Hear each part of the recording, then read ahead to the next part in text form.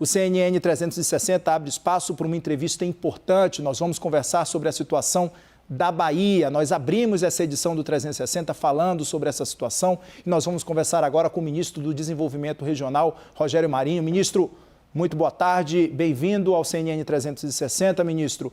Ontem o senhor esteve lá fazendo esse sobrevoo na Bahia, junto com outros ministros também. Qual é o cenário, de fato, que o senhor pode descrever para a gente? A gente já viu, é claro, em muitas imagens, mas o que mais lhe impactou, ministro, depois que foi feito esse sobrevoo nessas regiões mais afetadas na Bahia? Boa tarde mais uma vez. Boa tarde, Kenzo, e todos aqueles que estão assistindo aí o CNN 360, dizer que para nós é um momento muito triste, né? Essa situação começa no final do mês de novembro e desde o final do mês de novembro a Defesa Civil Nacional se encontra na região há quase 30 dias, há mais de 30 dias. Então, o que está acontecendo no sul da Bahia é inédito. Nos últimos 50 anos não há uma ocorrência, não há registro de uma ocorrência de precipitações pluviométricas com essa intensidade e com um tempo tão restrito de intensidade. Isso gerou um transtorno muito grande nas cidades, desabrigando pessoas, obstruindo vias de acesso, isolando comunidades.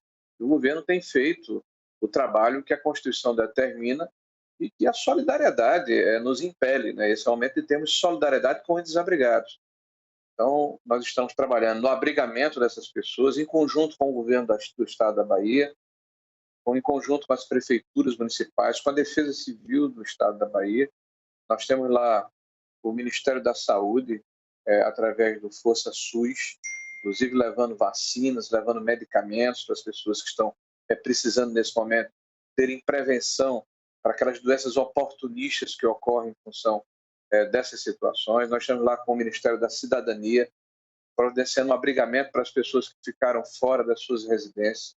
Nós estamos lá com a Defesa Civil, disponibilizando recursos para que os municípios possam comprar alimentos, água potável, cobertores, né? Estamos fazendo, enfim, um trabalho com o DENIT, com as Forças Armadas, para desobstruir as vias, tanto as vias vicinais como as vias federais e estaduais, com viaturas fazendo transporte de pessoas. Nós temos helicópteros da Polícia Federal, nós temos Rodoviária Federal, nós temos helicópteros da Marinha, nós temos uma estrutura à disposição do governo, nós estamos pagando, inclusive, o combustível de todas as aeronaves que estão lá fazendo o trabalho do governo do estado, de corpos de bombeiros de outros estados da federação, né? Enfim, nós estamos fazendo a nossa parte nesse primeiro momento, realmente de abrigar, de acolher, de cuidar das pessoas que foram desalojadas em função dessa tragédia lá na Bahia. Ministro, a gente viu ontem, durante a entrevista coletiva, estavam presentes ali 4 ministros do governo de Jair Bolsonaro. Estava o senhor, a ministra Damares, estava também o ministro da Saúde, Marcelo Queiroga. Mas o presidente em si não voltou à região depois que essas chuvas ganharam um volume maior e trouxeram mais estragos. O senhor tem conversado com ele? Ontem a gente conversou, inclusive, com o ministro João Roma, que falou que tem atualizado o presidente sempre de todo esse cenário que está ali. E o presidente chegou, já tem sinalizado alguma coisa nesse quesito de ir até a Bahia, fazer um novo sobrevoo e visitar essas famílias, ministro? O senhor falou com ele sobre isso? O presidente nos determinou que ficássemos à disposição, não apenas de uma forma física, mas fazendo todo um processo de planejamento para o processo que vai se desencadear após as águas voltarem à sua condição anterior, que é o processo de reconstrução. O presidente tem nos procurado diariamente, tem se certificado da situação. O presidente esteve na região, em meados do mês de dezembro. Nós já estivemos lá, por exemplo, o ministro João Roma passou 3 dias lá, direto, lá em Ilhéus, naquela região do sul da Bahia. Está retornando agora amanhã, na quinta-feira. Nós iremos, inclusive, na próxima semana, para outras regiões, não apenas a Bahia está sofrendo com o processo de chuvas, mas o estado do Tocantins, o norte de Minas Gerais, Goiás, Piauí. Então, existem outros estados que estão precisando também da nossa atenção e é nosso dever monitorar e ajudar todas essas populações desabrigadas em diversas regiões do país. E o presidente está atento, está monitorando, está nos dando todas as condições para que o trabalho seja feito. Ele, oportunamente, vai avaliar a necessidade de voltar ao local. Agora, a presença física do presidente, que já ocorreu na Bahia, não significa que vai haver uma maior ou menor intensidade na ajuda que está sendo concedida. Nós já disponibilizamos recursos a pelo menos 30 cidades da Bahia que nos pediram o que nós chamamos de resposta. Existem mais 50 outros projetos em análise. A análise está demorando de 24 a 48 horas, ou seja, extremamente rápido esse processo de liberação dos recursos. Nós temos mais de 120 milhões de reais em reconstrução e também em se fazer um trabalho de se refazer os serviços essenciais, estão em análise também. O Ministério da Saúde já liberou 12 milhões de reais para a área de medicamento. O DENIT recebeu 80 milhões de reais inicialmente para fazer a desobstrução das vias federais. E nós estamos dispostos, até porque é uma orientação do presidente, a fazer o que for necessário para ajudar na reconstrução dessa região e de outras regiões, em outras regiões do país, em outros estados do país estão sofrendo com o mesmo problema.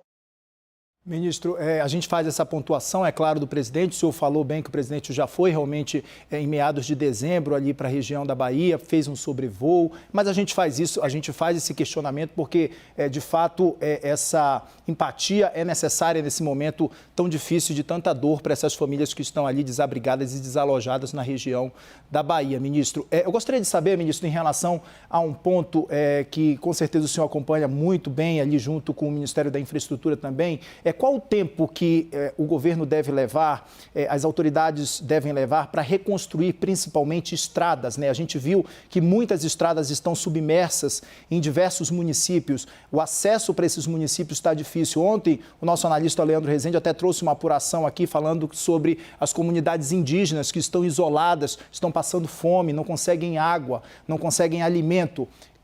Em quanto tempo o governo estima restabelecer a comunicação, principalmente entre esses municípios mais atingidos, ministro? Kenzo, é importante colocar uma situação, até para que aqueles que estão nos assistindo agora conheçam o procedimento da Defesa Civil. Cada estado da federação tem uma Defesa Civil. A nossa obrigação é apoiar a Defesa Civil da Bahia, não apenas com suporte técnico, mas com os recursos, como meios, como fazer uma mobilização com outras defesas civis, que é o caso de diversas facções, diversas corporações e corpos de bombeiros de vários estados da federação que estão se voluntariando para ajudar, né, nesse momento de dificuldade que a Bahia, o sul da Bahia passa. Então, esse é um primeiro ponto. Isso não tem faltado. Como eu falei anteriormente, desde o final de novembro, nós estamos na região dando esse suporte, inclusive instalamos inicialmente um posto de comando em Itamaraju e agora está em Ilhéus esse posto de comando, já que as chuvas se deslocaram mais para essa outra região da Bahia, todas no sul da Bahia. Nós não temos a previsão ainda do total de recursos necessários, porque isso só vai acontecer quando cada município apresentar o seu plano de trabalho, e isso, naturalmente, a racionalidade nos obriga a deixar isso claro, só é possível quando as águas baixam. Aí o município verifica qual é o dano que foi causado na sua infraestrutura.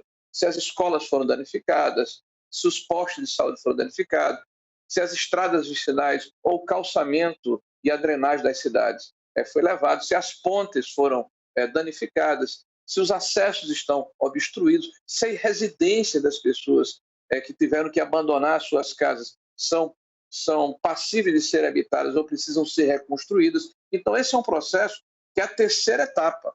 Por isso que a gente chama de resposta, que é o que eu falei, que é o acolhimento. Agora é solidariedade, é cuidar das pessoas que estão desabrigadas. E isso nós estamos fazendo. Nós estamos fazendo à medida que o socorro é solicitado, de uma forma coordenada, planejada e dentro da região atingida. Nós estamos lá, vou reiterar, mais de 30 dias com o nosso secretário nacional de Defesa Civil, coronel de bombeiros, Alexandre Lucas, está lá há quase 30 dias saindo e substituindo as equipes de forma intermitente. A segunda etapa é a retomada. Então, é refazer os serviços que, porventura, foram interrompidos. Fornecimento de água, de energia, retirar o entulho que fica nas cidades quando a água baixa. O terceiro está sendo cobrado como se fosse o primeiro, muita gente está cobrando por desconhecer como a coisa se dá, é a reconstrução. A gente só pode reconstruir quando as águas baixarem. Ninguém vai reconstruir com as cidades inundadas, com as áreas que foram danificadas ainda com a água tomando conta daquele espaço. É necessário que as águas baixem para a gente fazer esse planejamento. E vou repetir, o presidente da República nos disse que vai fazer o que for necessário. Então a gente precisa saber primeiro o tamanho do problema. E não apenas na Bahia. A Bahia é onde o problema está maior, mas em vários estados a gente está atuando em conjunto com as defesas civis de cada um desses estados. Há uma cobrança que é feita que me parece que é um pouco paradoxal. Quando o presidente foi à Bahia, em dezembro, boa parte da imprensa nacional criticou o presidente porque ele foi à Bahia, porque ele foi bem recebido. Porque a população sabe, a população tem inteligência, tem sensibilidade, a população do sul da Bahia recebeu o presidente de forma entusiasmada, porque sabe que o governo federal está cuidando deles. Quando o presidente manda os ministros, ele é criticado. Então, ele é criticado porque é criticado quando manda os ministros. Eu acho que o que a população do sul da Bahia está precisando e está recebendo por parte do governo federal é o apoio necessário para ser abrigado, para ser acolhido, para ser alimentado, para ser medicado, para ser retirado das áreas onde há, eventualmente, a dificuldade do acesso em função da obstrução das vias. É a recuperação dessas vias, que não é feito em 2 horas, em 3 horas. É um processo articulado. Tá? Isso é um momento de desastre, de solidariedade. As pessoas deveriam estar preocupadas em ajudar os nossos irmãos que estão passando dificuldade. Eu estou vendo, infelizmente, uma guerra de narrativas. Eu, particularmente, estou incomodado com esse processo, porque eu já estive na Bahia 2 vezes. Devo ir a próxima semana ao Tocantins e a Minas Gerais. Nós estamos todos integrados, absorvidos, trabalhando muito para resolver a situação e com a disposição do presidente da República de nos dar os meios necessários para que isso aconteça. Então, a população da Bahia está precisando de apoio. Eu acho que essa guerra política tem que ficar para depois. Palanque se arma por ocasião da eleição. Com todo respeito, Kenzo, eu sei que você está fazendo o seu papel de informar, mas hoje é a 4ª entrevista que eu dou e a preocupação é a mesma. Tá? Porque o presidente foi em dezembro, o presidente não foi em dezembro. A gente quer saber o seguinte, a população da Bahia está sendo assistida, o governo federal está colocando os meios à disposição, está fazendo a sua parte, está providenciando vacina, está alimentando essas pessoas, está dando recursos para que as prefeituras possam abrigar essas pessoas? Tá.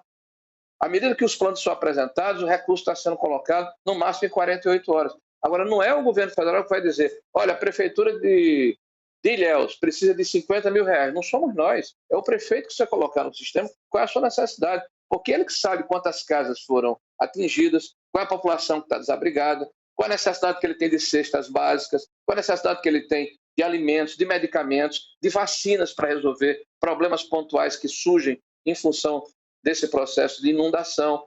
Então, nós vamos receber essa informação. Nós estamos lá com a equipe em Ilhéus, ajudando os prefeitos a preencher esses formulários. Estamos lá sentados ao lado de cada prefeito. Está aqui, prefeito. Resolva aqui. Diga o que é que você quer que nós vamos atender. Então, a nossa parte a gente está fazendo.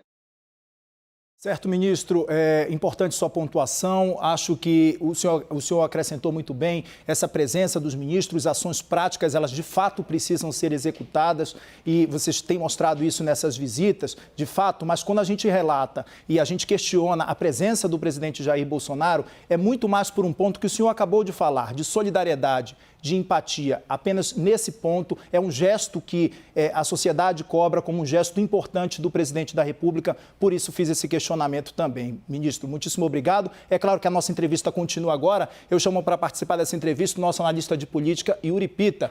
Yuri, entrevistado é seu. Obrigado, Kenzo. Boa tarde, ministro. Obrigado por estar conosco. O senhor citou algumas outras regiões, Tocantins e Minas Gerais. Quais são as regiões que estão no radar do governo federal que podem vir a ter problemas durante o período de chuvas, dado que a gente viu também alguns registros ali de vendavais bastante fortes, por exemplo, no Amazonas, na capital, Manaus. Quais são essas regiões que o governo, que o seu ministério tem monitorado em relação a eventuais riscos de novos desastres, se não não na mesma proporção do que a gente está vendo na Bahia, mas que também vão demandar uma ação mais forte, ali, mais coordenada do governo federal, da Defesa Civil?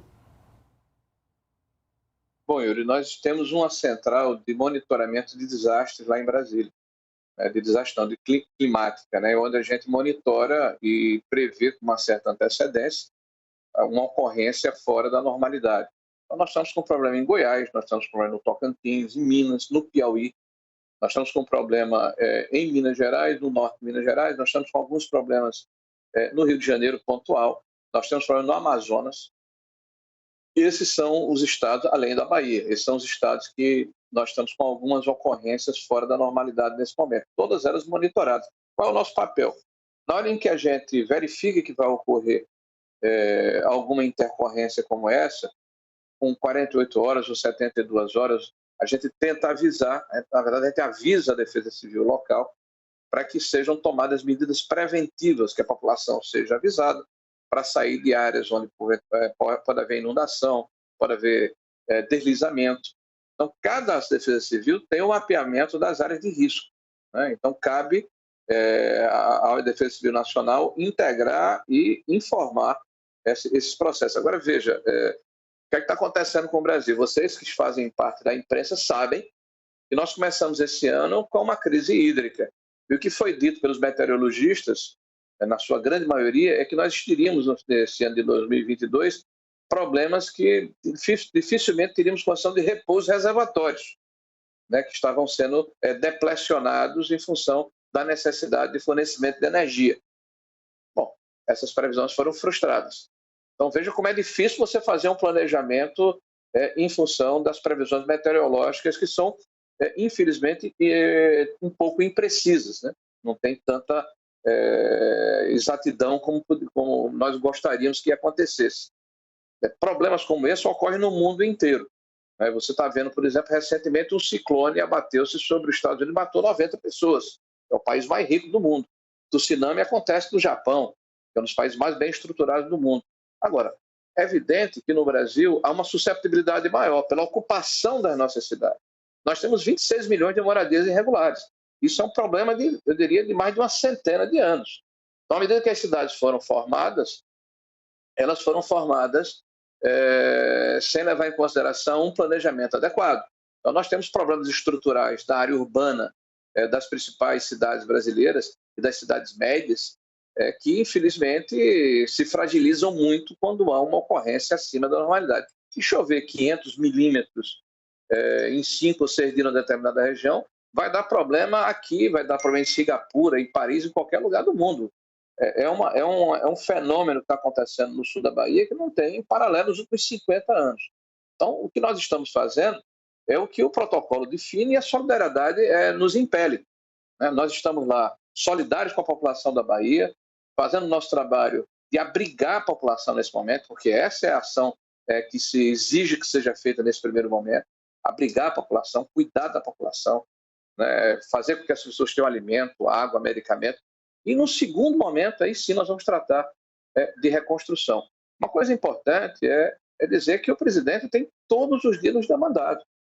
O presidente preside o país. Então, ele, além de ter ido à Bahia, ele tem nos acionado diariamente. A mim, ao ministro Roma, ao ministro da Saúde, ao ministro da Cidadania, ao ministro Tarcísio, através do DENIT, as Forças Armadas, e estamos todos nós imbuídos desse sentimento de ajudar os nossos irmãos baianos, trabalhando em conjunto com o governo do estado da Bahia, porque a Defesa Civil da Bahia é que tem essa obrigação constitucional e nos cabe dar esse apoio, que é o que nós estamos fazendo.